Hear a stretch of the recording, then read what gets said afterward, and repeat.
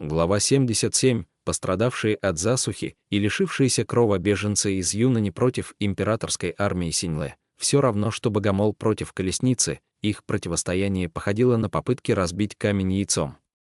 Но если людям некуда отступать, они обладают именно тем мужеством, которое необходимо, чтобы богомолу выйти против колесницы, чтобы пытаться разбить камень яйцом. После первого столкновения и последовавших за ним беспорядков несколько десятков тысяч жителей Юнани наконец отошли от городских стен, отступили на некоторое расстояние и разбили лагерь уже в другом месте. Они просто не желали уходить. Ведь в пути их, возможно, ждет смерть. И бесконечное сидение здесь, скорее всего, сулит то же самое. Так есть ли разница?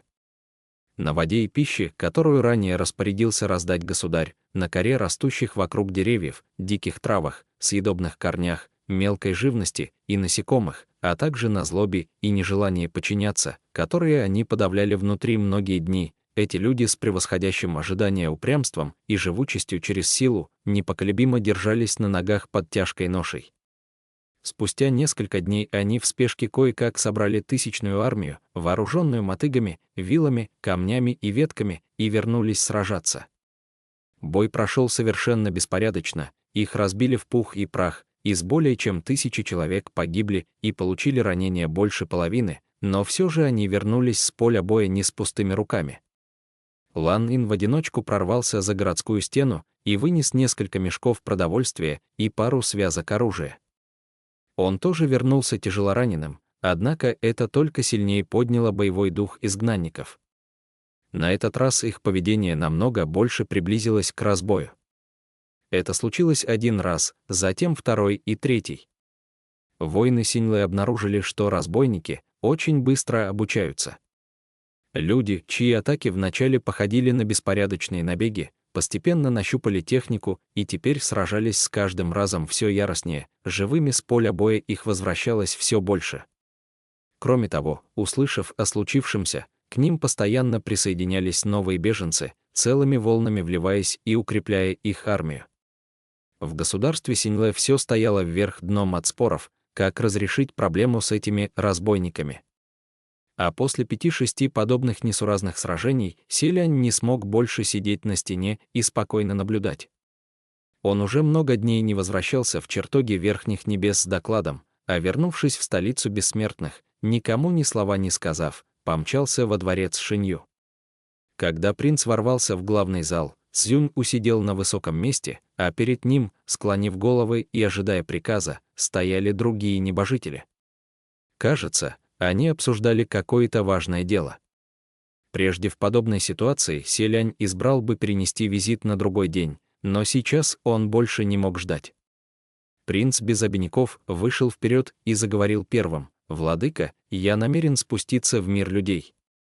Присутствующие небожители были поражены, но тут же замолчали, дабы не демонстрировать свои эмоции по данному поводу. Цзюнь, поразмыслив пару мгновений, поднялся с трона и мягко ответил: «Синьлэ, я в общих чертах осведомлен о случившемся, но для начала успокойся».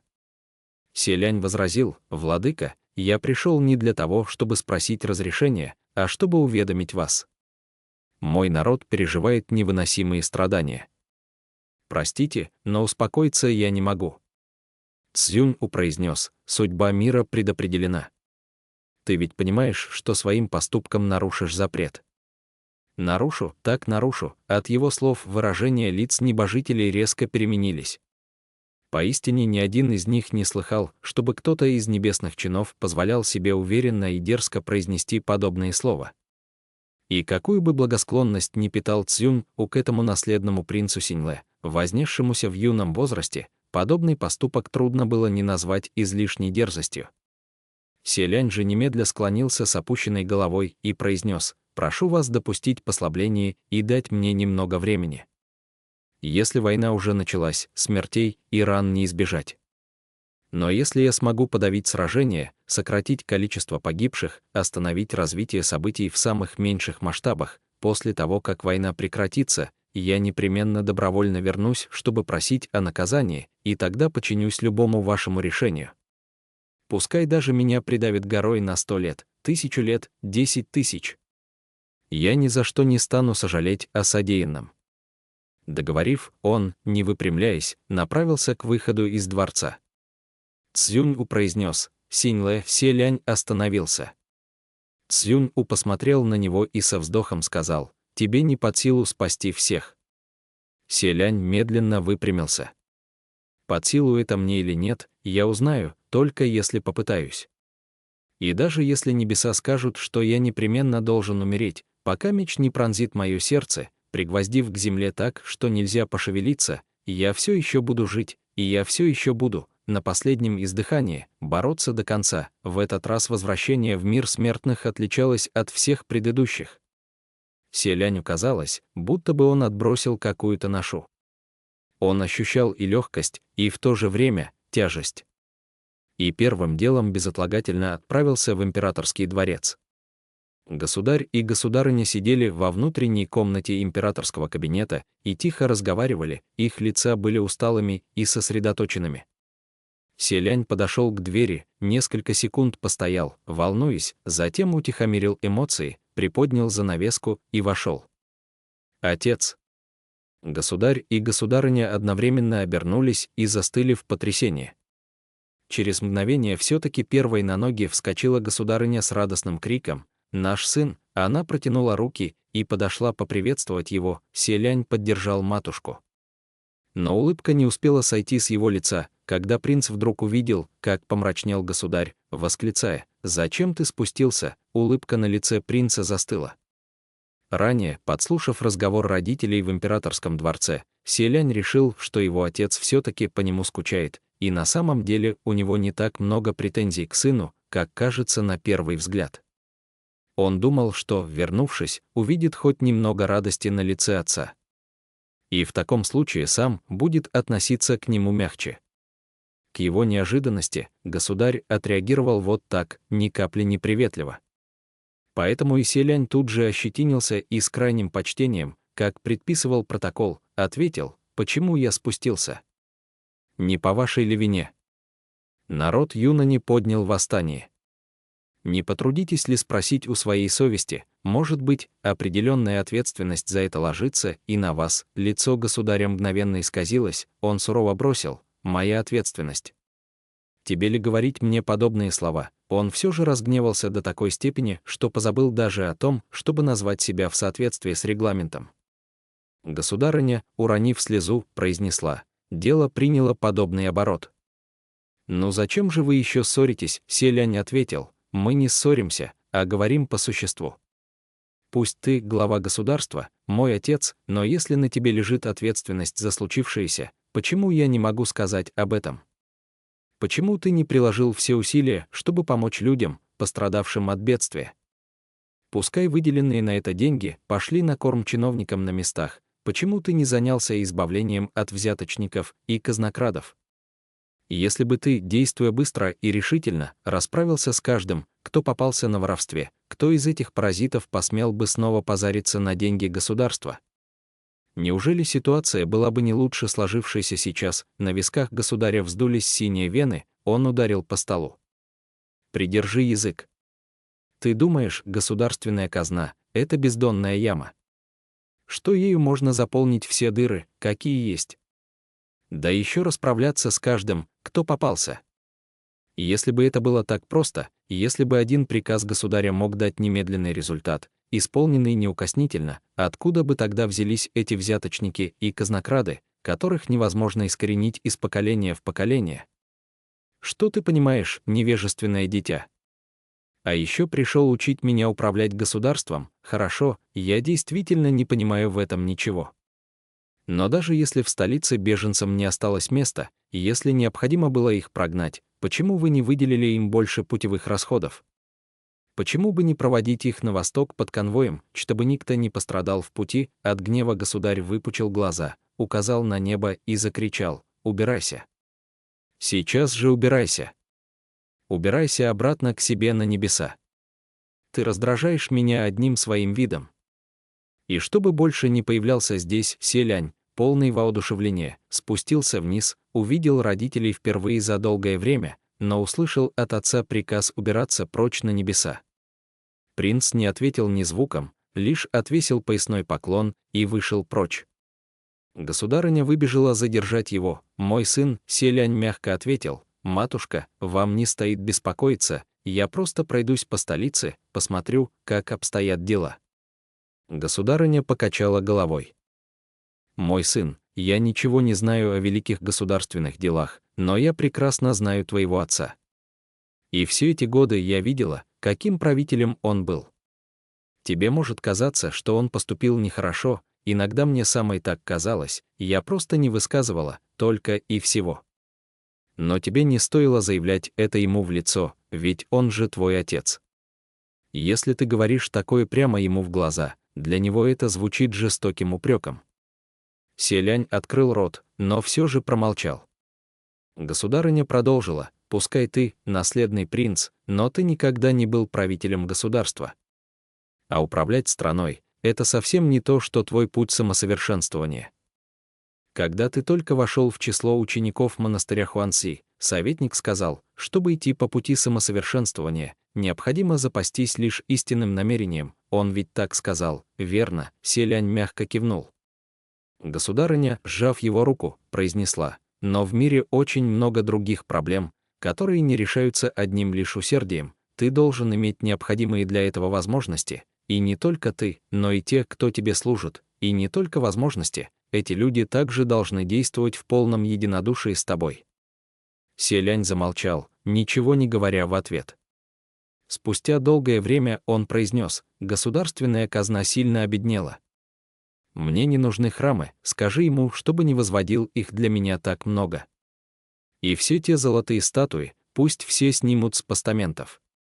Государыня беспомощно ответила: «Ну что ты за дитя? Постройка храмов — это, разумеется, личное пожелание твоего отца. Он желал тебе блага, хотел, чтобы ты на небесах затмил всех сиянием своей славы. Но знаешь ли ты, сколько в действительности храмов и монастырей среди 8000 по-настоящему построил твой отец? Тебе, должно быть, это неизвестно». Селянь действительно не знал. Подумав, он предположил, половину. Государыня ответила: «И если бы твой отец на самом деле взял из государственной казны деньги на постройку более 4000 храмов наследного принца, не пришлось бы дожидаться возмущения народа Юнани, жители столицы взбунтовались бы первыми. Казна и так пустует, откуда взяться деньгам на строительство такого количества храмов? Твой отец построил всего чуть больше 20, а остальные храмы, подражая ему, взбудораженная толпа принялась строить следом, чтобы угодить ему, угодить тебе. Это ты тоже хочешь приписать к его деяниям?» Государыня понизила голос: «Твой отец сделал недостаточно, чтобы добиться наилучшего исхода, но он сделал все, что мог. Но в этом мире только лишь приложить все усилия недостаточно». Помолчав, она добавила: «Ты сейчас жалеешь этих людей из Юнани, поэтому обвиняешь отца. Но все они его народ, неужели ты думаешь, что это мы все время их обижали?» На самом деле, она не договорила, из кабинета государя раздался его гневный голос: «Зачем ты тратишь на него слова? Пусть поскорее убирается обратно на небеса». Государыня обернулась и со вздохом сказала: «Мой сын, тебе не нужно к нам спускаться. Все-таки лучше возвращайся». Когда Селянь, покинув дворец, шел по маленькому переулку, что примыкал к улице Шинью, к нему как раз подоспели Фэн Синь и Му Цин. Последний тут же спросил, не в силах в это поверить: «Ваше Высочество, ты сам подал прошение о том, чтобы спуститься в мир смертных. Ты был во дворце Шинью и говорил с владыкой». Селянь кивнул: Му Цин, почему ты прежде не сообщил мне?» Фэн Синь тут же с недоумением вмешался: «Что ты хочешь этим сказать? С какой стати его высочеству нужно в столь важных делах советоваться с кем-то еще?» Му Цин же немного потерял самообладание: «А почему бы и нет?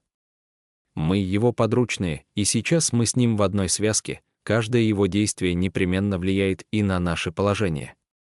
Так что плохого в том, что я хочу быть осведомленным о его решениях?» Фэн Синь, что бы ни сделал его высочество, разве мы не последуем за ним в любом случае? Что ты собрался делать? Что на небесах, что на земле, у него на все есть свое мнение. Чего ты боишься, ты?» Воскликнул Му Цин. Я вовсе не боюсь. Я только, Селянь махнул рукой, довольно. Прекратили ссориться, Фэн Синь и Му Цин немедленно замолчали. Как раз в тот же миг по главной улице проходила процессия из нескольких тысяч простых жителей столицы, которые скандировали: «Покуда неистребим Юнань, спокойных дней в стране не будет», с опухолью, что ввергло в смуту государство, примириться никак нельзя. Люди Синьлэ раньше никогда и ни к чему не проявляли такой агрессии, да еще чтобы устроить подобный грандиозный марш. Селяня невольно постигло ощущение неправильности происходящего. Фэн Синь же нахмурился и спросил, откуда среди них еще и женщина, и действительно, среди участников процессии в первые ряды вырвалась молодая девушка. Очаровательная тонкая фигурка, белоснежная кожа, яркий взор черных глаз, румяные щеки. Только вот румянец этот заливал лицо не смущением, но гневом, и потому еще сильнее притягивал взгляд. Му Цин, который уже успел прийти в себя, холодно заметил: «Ваше высочество ее не знает», — Селянь ответил: «Не знаю». Фэн Синь, однако, нахмурился: «Она кажется мне немного знакомой». Му Цин: «Это одна из первопричин». Селянь спросил: «Каких первопричин?» «Первопричин непримиримой вражды». Ранее, когда людей Юнани в императорской столице становилось все больше, многие не желали жить мирно, повсюду зачинали скандалы и после скрывались. Тогда при дворе уже начались обсуждения указа об изгнании, и слухи об этом утекли в народ. Один из беженцев хотел остаться здесь, не желал уходить, поэтому однажды ночью проник в дом богача и похитил его дочь. Услышав такое, Селянь даже не сразу понял, о чем речь, и если он не желал уходить, почему же похитил дочь богача? Му Цин посмотрел на него, хотел жениться на ней.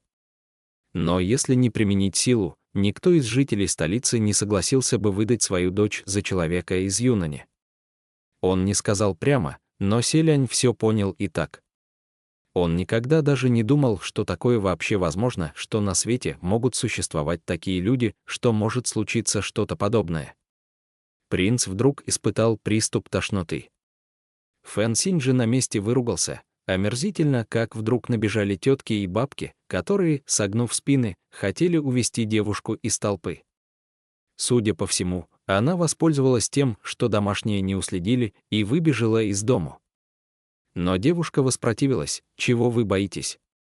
Чего мне стыдиться?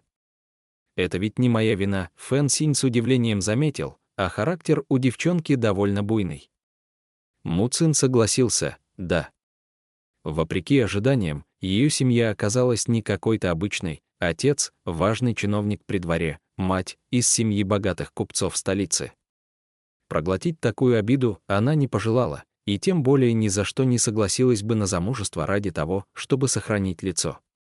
Вначале она убила того мужчину из Юнани, а вскоре богатые торговцы и именитые жители со всей столицы подали коллективную грамоту, где перечислили все преступления людей из Юнани с тех самых пор, как те переступили порог столицы. Они убедительно требовали от его величества государя заточить всех этих людей в темницу и строго наказать. На чью сторону встали чины высшего ранга, и говорить не стоит. Сделав паузу, он мимоходом добавил: «Я слышал, отец той девушки когда-то отправлял ее во дворец добиться места жены наследного принца. Ваше высочество, должно быть, очень давно виделся с ней, и не раз, но теперь все-таки не узнал». Селянь наконец осознал, что на самом деле все оказалось намного запутаннее, чем он ожидал. Между жителями столицы и людьми за городскими стенами давно разгорелась непримиримая вражда. Негодование чиновников и простого люда достигло таких высот, что народ в столице только и мечтал, как бы арестовать смутьянов всех разом и истребить всех до одного. И если бы государь не направил решительные меры против беженцев из Юнани, разве не вышло бы, что он ударил по лицу своего же народа? В конце концов, он еще и повелел выделить из истощенной казны сумму денег на путевые для изгнанников. Выглядело это, конечно, жестом достаточно неблаговидным, но наверняка и это вызвало недовольство большого количества людей. Страшнее недовольства врагов может быть только недовольство народа, подвластного тебе самому. И несмотря на то, что изначально обе стороны считались единым народом Синьлэ, теперь, вероятно, больше практически никто так не считал. Принц находился высоко наверху и долго не касался мирских дел, а его отец оставался в мире смертных. И то, как он, будучи главой государства, распоряжался средствами и людьми, каково было его положение, какое давление он испытывал и каковы были вещи и личности, с которыми ему следовало вести себя осмотрительно и примирительно, разве все это могло совпасть с картиной, которая в подобной же ситуации получилась бы у принца? Простой пример, когда пришедшие извне люди Юнани заняли территорию столицы, шумели здесь, занимались воровством и тому подобным, для живущего в храме бога войны все это, должно быть, воспринималось лишь пустяком, который не стоит его гнева, просто потерпеть, и все пройдет. Но для простых людей, жителей столицы, это стало мучением, самым настоящим, изо дня в день, которое трудно вытерпеть, которое в любой момент могло вылиться в настоящее бедствие. Кому-то это казалось простым и нестоящим упоминание лишь потому, что на месте государя оказался не он, вот и все. Селянь невольно вспомнил, что седин на висках государя стало еще больше, чем в прошлый его визит. Он тогда сказал, что закрасит их, но теперь у него наверняка не оставалось на это сил. Когда принц был мал, он твердо верил, что отец — величайший правитель под небесами, но чем старше становился, тем чаще замечал, что это не так. Что его отец, хоть и занимает пост государя, не является несравненным мудрецом, иногда его поступки немного отстают от времени, он часто допускает ошибки. И если отбросить его несравнимо почетный статус, он окажется всего лишь простым смертным. Чем больше Селянь это понимал, тем сильнее становилось постигшее его разочарование. И государь это чувствовал, поэтому все чаще не мог выносить от сына неодобрительные взгляды и слова, полные неприятия. А более всего отец не мог стерпеть, когда сын становился свидетелем его неудач. Ни один отец под небесами не желает, чтобы сын видел его с подобной стороны. Каждый отец надеется навсегда остаться самым великим человеком в глазах сына. А Селянь своим появлением как бы упрекнул своего отца: «Все, что ты сделал, ужасная ошибка. До такой степени, что мне пришлось спуститься, чтобы спасти положение».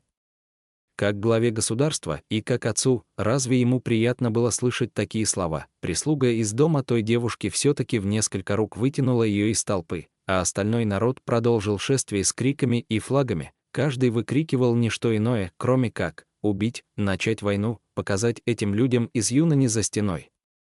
Спустя некоторое время Муцин произнес: «Ваше Высочество, лучше тебе извиниться перед владыкой и вернуться на небеса». Дело приняло такой оборот, что нет ни благоприятных условий, посланных небом, ни выгод, предоставляемых местностью, ни человеческого согласия, все это утрачено, не вернешь. Точно как Цзюнь усказал Селяню во дворце Шинью, судьба мира предопределена. Эта фраза для принца означала не что иное, как «дни твоего государства, Синьлэ, сочтены, пусть все идет своим чередом». Даже государыня, его матушка, которая денно и ночно желала лишь одного — увидеться с сыном, когда эта встреча по-настоящему осуществилась, со слезами на глазах попросила его вернуться, не вмешиваться. Селянь прекрасно понимал, что они лишь не хотят, чтобы он сталкивался с этим тяжким рубежом, что они предпочли бы, чтобы он остался в стороне, чтобы подумал лишь о своем благе. Но разве это возможно? Селянь с тяжестью в голосе заявил: «Не бывать тому», а после широким шагом направился вперед.